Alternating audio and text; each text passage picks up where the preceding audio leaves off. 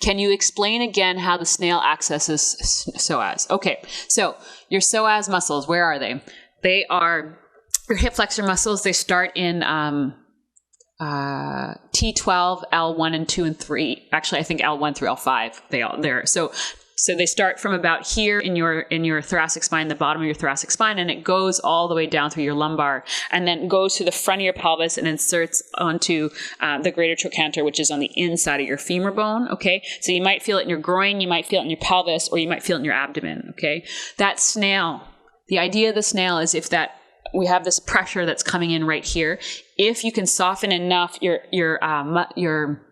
organs. I'm really yoga stoned right now. Your organs will actually begin to soften, and you'll start to, because your psoas is literally right behind your organs, that will actually, the pressure will create a stretch. For bow pose, is it okay to do it one side at a time? I have knee issues on the right side, and getting into it both legs is tricky when the leg is acting up. Absolutely. And I'm sorry that I didn't offer that as an option.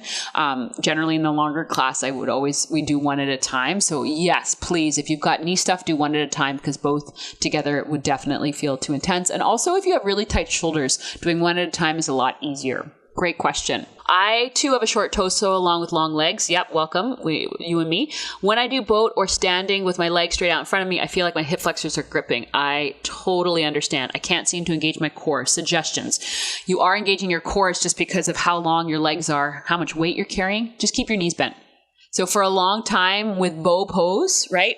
With this one, I just kept my knees bent because look how much leg I am compared to torso, right? So for a long time, just keep it there. And with boat pose specifically, bring your ribs as close to your thigh as possible, right? That's going to help for your hip flexor not to do everything. And if you notice, when I'm in standing and I take my leg out, my leg is low. I don't try to lift my leg up high. The higher I lift my leg, the more I start to scream in the top of my quadricep and my psoas.